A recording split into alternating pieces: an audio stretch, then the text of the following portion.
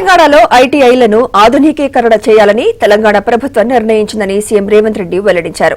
నిరుద్యోగ యువతకు చేదోడుగా ఉండాలనే ఉద్దేశంతో వాటిని అడ్వాన్స్డ్ ట్రైనింగ్ సెంటర్లుగా అప్గ్రేడ్ చేయాలని నిర్ణయించామన్నారు.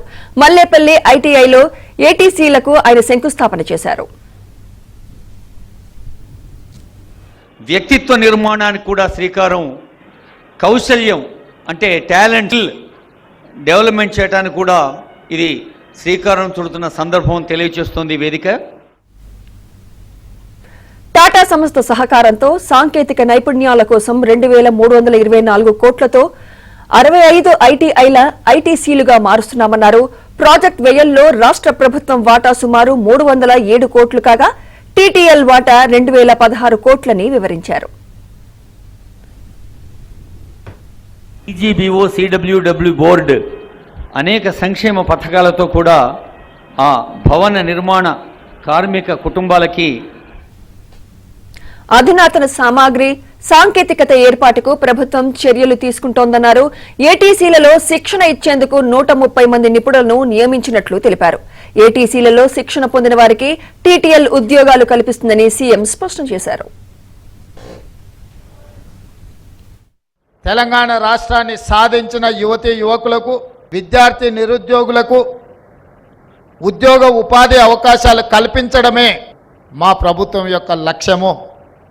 ఆ లక్ష్యంతోనే మా ప్రభుత్వం ఏర్పడిన వెంటనే ప్రజాపాలనలో భాగంగా రాష్ట్రం నలుమూలలో ఉన్న ప్రభుత్వ ఐటీఐలు అన్నిటిని కూడా వాటిని వివరాలు తెప్పించి ఈనాడు ఆ ఐటీఐలు నిరుపయోగంగా మారి విద్యార్థులు అందులో చేరకపోవడమే కాదు, అక్కడ నేర్పిస్తున్న ఏ నైపుణ్యం కూడా వాళ్ళకు ఉద్యోగ ఉపాధి అవకాశాలు కల్పించలేని పరిస్థితి. మీరు సాంకేతికంగా అభివృద్ధి చెందిన ప్రపంచంతో పోటీ పడాలి అనంటే సర్టిఫికెట్ ఉండాలి, మీకు సాంకేతిక నైపుణ్యము ఉండాలి. అప్పుడే మీరు రాణించగలుగుతారు, అప్పుడే మీకు అవకాశాలు వస్తాయి. అందుకే ఈరోజు ఈ ఐటీఐలను టాటా కన్సల్టెన్సీ ప్రపంచంలోనే ఒక పేరెన్నిక కన్న ఇండస్ట్రియల్ సెక్టర్లో they have their own reputation.